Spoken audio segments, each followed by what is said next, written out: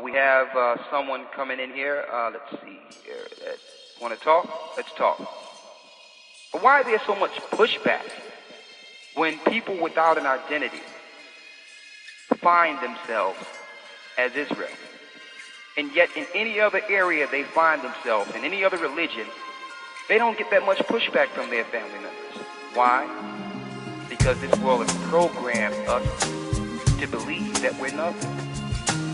And that if you find who you are, immediately, that's a cultish or cult mentality. Because no one told you to wake up. It's not taught in mainstream society that you should be aware of your great rich history and the fact that you are the people of the law. We talked about these scriptures in the Most High. Let me read this. 1 John 2 and 15 to show you, brothers, this is why there's so much pushback. Because we made a choice to follow scripture.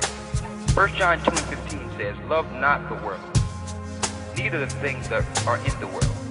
If any man loves the world, the love of the Father is not in him. For all that is in the world is the lust of the flesh, the lust of the eyes, and the pride of life. Is not of the Father, but is of the world. And the world passeth away, and the lust thereof, but he that doeth the will of God abideth forever." So, when you find the truth, and you make that connection with the Most High Christ, Hayabashim Yeshaya, what happens is, you're reborn into a new reality. And that reality first identifies the world you thought was a reality. And you begin to separate yourself. You find out that your God is not accepted, the society you're living in, and you make a designated effort to serve that God. So now that you're making choices to peel off the old man and to separate yourself from a world that have only enslaved you and taught you strict disobedience against the Most High. Because you made those choices, your family members are examining you now. The things you used to like or the places they had in you to control your spirit no longer exist. They used to be able to push your buttons because they knew what you liked. They knew you after the flesh. But now you don't love the world, and they're still trying to serve the world. They have no power over you. You're connected to your Father. And on the other hand, you're trying to live right before them, which is light. And those in darkness don't want light shined on them. So friction comes up between you. Because just by your living, it's actually conflicting with their spirit. And they're being convicted because they're sinning. And your light is shining light on their sin. They're not comfortable around you. They can't be themselves around you.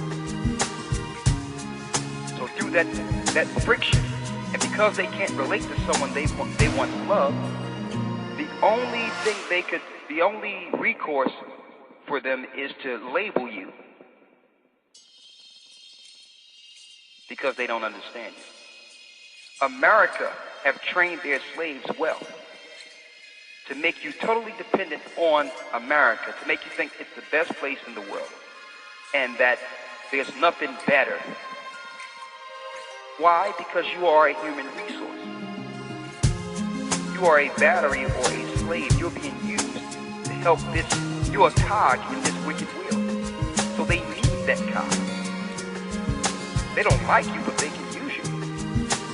So if you make an effort to go someplace else, they lose that human resource. And if you survive outside of this place, that brings you on a whole nother level, because now you understand that you're free from your captivity. And the only thing that was binding you is your fear. What was bounding you to this place was your fear that Master wouldn't be there to protect you. Brothers and sisters, Master have something for you. It's called mass grace.